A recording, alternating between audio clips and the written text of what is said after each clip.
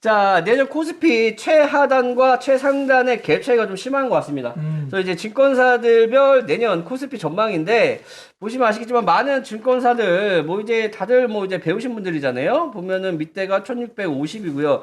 밑에가 3500까지, 뭐 증권사들 예측, 왜 자꾸 이런 현상이 일어나느냐라고 봤더니 뭐 이 정도 갭 차이면은 사실 이게 갭 차이를 메꾼 거거든요? 이 정도면 30% 정도 차이 납니다.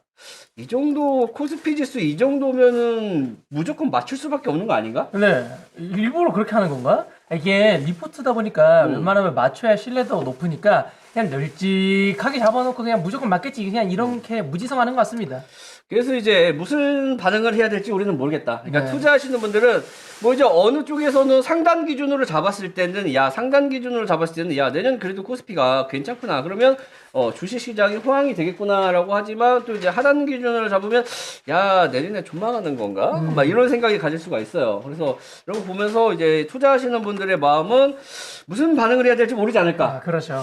우리가 이거를 보면서 어떤 뉴스는 이제 전망이 하향치니까 코스피 내년에 힘들어질 수 있다. 어떤 뉴스는 이렇게 보면서 올라간다. 올라갈 수도 있다. 그래서 내년 코스피 목표가 3,400 잡으면서 이제 급등할 수 있는 알트코인 뭐 이렇게 뭐 하시는 분들도 있잖아요.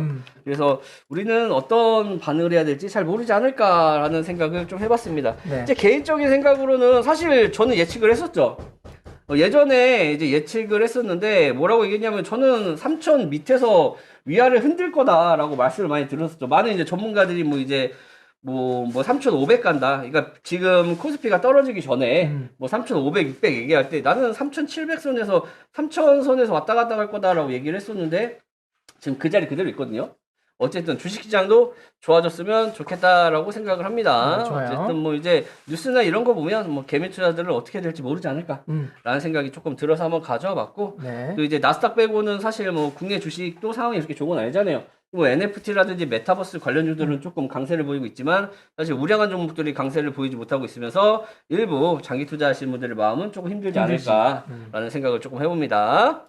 자, 그리고 1조 주면은 돈 쓰겠다고 일론 머스크가 얘기했죠. 뭐냐면 이제 기아 문제 해결을 위해서 머스크의 자산 몇 프로면 해결이 된다라고 이제 WFP 쪽에서 얘기를 했잖아요. 네. 그래서 이제 머스크가 대답을 했죠. 니들이 내가 돈을 주면 그걸 가지고 너희들이 기아 문제를 해결할 수 있다면 돈을 낼 마음이 있다라고 얘기했잖아요. 그래서 이쪽에서 답변이 왔습니다. 네, 어떻게 답변하세요? 일론 머스크는 아직 대답은 안 했지만 뭐라고 얘기했냐면 기아 문제라는 건 이제 굶주리는 사람들이에요. 굶주리는 사람들을 해결할 수 있다라고 말하는데 이 사람이 말한 거는 쿠폰을 발행해서 식량과 음식의 쿠폰을 발행해서 나눠주겠다. 혁신적이네. 그렇죠. 누구든지 생각할 수 있는 혁신적인 그렇죠. 이야기. 그래서 이제 세계 기아 문제 해결을 위해서 60억 달러 우리 돈으로 이제 7조 1천억 원을 어떻게 쓸지 밝히면 주식을 팔아 돈을 내겠다라고 일론 머스크가 얘기를 했잖아요. 그래서 이 말에 유엔 세계 식량 계획이 구체적인 계획을 밝히며 화답을 했는데 결국은 쿠폰 발행해서 이제 그걸로 음식 사서 나눠주겠다라는 겁니다. 그 7조짜리 근데 쿠폰? 이전에 뭐라고 했으면 얘네들이 뭐라고 얘기를 했었냐면은 이 기아 너희 그 일론 머스크의 자금이면 기아 문제를 해결할 수 있다라고 얘기했잖아요. 네. 근데 이건 해결하는 게 아니죠. 뭐예요? 그냥 나눠주겠다라는 거죠. 실질적으로 해결은 아니다. 해결이 아니라 지금 이제 단기적으로 몇 달에서 몇 년 동안 네네. 배부르고 몇 년 지나면 또 배고픈 거야. 맞아요. 그래서 지금 이쪽에서 얘기한 거는 해결할 수 있다라고 얘기했지만 실질적으로 제가 개인적으로 생각할 때는 아직이랑 공감합니다. 그죠. 해결하는 게 아니라 지금 당장 음식물을 나눠주겠다라는 얘기밖에 안 되는데 이걸 일론 머스크가 어떻게 받아들일까가 이제 관건이겠죠. 맞아요. 만약에 저렇게 좀 많이 기아 문제로 힘든 곳이 있다면 정말 자기들끼리 자급자족할 수 있게 농지개발부터 시작돼서 이제 농사법이라든지 맞아요. 혹은 이제 개간지 만들어가지고 이것저것 할 수 있게 만들어줘야 되는데 밥만 준다라는 건 사실상 영원히 그냥 기아로서 영원히 이제 그런 상황에 계속 놓이게 방치하는 게 아닐까 싶습니다. 맞아요. 그래서 저도 이제 비슷한 의견인데 어쨌든 뭐 머스크의 재산이면은 기아 문제, 이제 굶주리는 사람들의 문제를 해결할 수 있다라고 얘기했지만 실질적으로 해결이라고 보기는 조금 어설픈 답안을 줬죠. 네네. 쿠폰 발행이나 음식물을 나눠준다 이런 걸로는 근본적인 문제가 해결되지 않고 이 음식물이나 쿠폰을 나눠주는 행위 같은 경우는 지금도 지속적으로 하고 있지만 사실 나아지고 있는 삶이 아니죠. 시대가 흘러가면 흘러갈수록 화폐 가치 떨어지고 부유한 사람들은 늘어나고 있지만 사실 가난한 사람들이 더 늘어납니다. 맞아요. 그러니까 우리는 잘 사는 국가에 살기 때문에 잘 못 느끼겠지만 1달러 미만으로 생활하는 사람들이 세상 시간이 흘러갈수록 점점 늘어나고 있습니다. 그런 게 현실이다. 그래서 기아 문제를 질질적으로 해결하려고 한다면 이 사람들이 자급자족할 수 있는 구조를 만들어주는 게 진정한 기아 문제를 해결할 수 있는 방법이지, 그냥 지금 당장 뭔가 음식물이라든지 아니면 쿠폰을 줘서 당장 배를 불린다라는 거는 근본적인 해결책이 아니지 않을까라고 저는 개인적으로 생각하는데, 이제 테슬라의 이제 일론 머스크는 어떻게 답변을 할지가 궁금합니다. 네네. 그래서 해결하는 방법은 있어요. 근데 이 방법은 전 아니라고 생각을 해요. 왜냐면 제가 아프리카 쪽에 오래 근무를 하면서 NGO라든지 많은 단체들이 활동하는 걸 봤잖아요. 전부 다 이런 식입니다. 전부 다 이런 식으로 이제 먹을 것만 주고 이제 향하고 있는데, 진짜 제대로 봉사하시는 분들도 계십니다.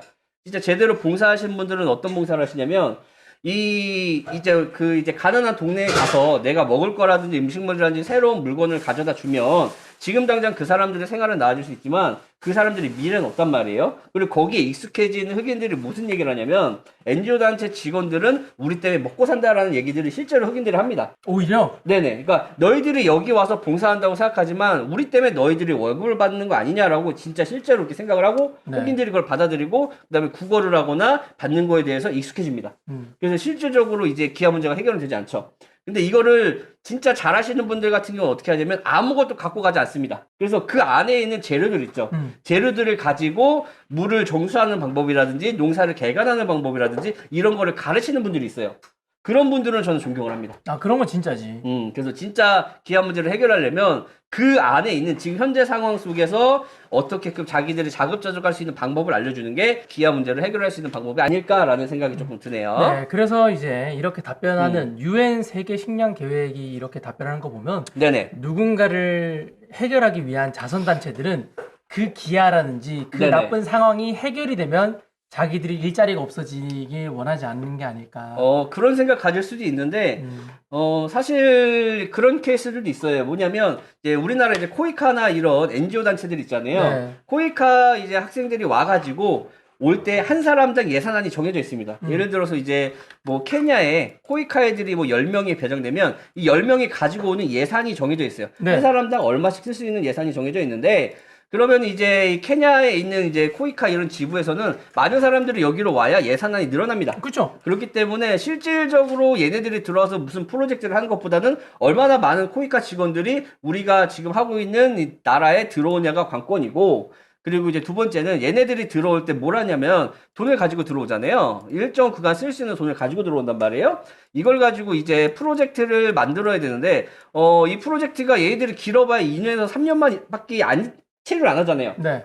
그러면 얘들이 돌아갔을 때 커리어를 쌓려면 자기가 새로운 프로그램을 개발해야 됩니다. 그래서 기존에 있는 프로그램들을 없애고 새로운 프로젝트를 다시 만들어요. 그래서 2, 3년 동안 새로운 프로젝트가 만들었다가 무너지고 또 새로운 프로젝트가 만들어졌다는 게 반복이거든요.